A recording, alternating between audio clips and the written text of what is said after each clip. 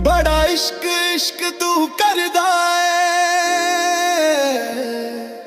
कदी इश्क दा गुंजल खोलता सही, सिर्फ लफ्ज़ां विच ही रहना जा,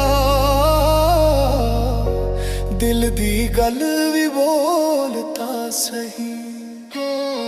रातां नूं तां याद मेरी, दिन विच क्यों तू अनजान बने। सच्चा इश्क जे दिल विच है, फिर क्यों तू खुद तो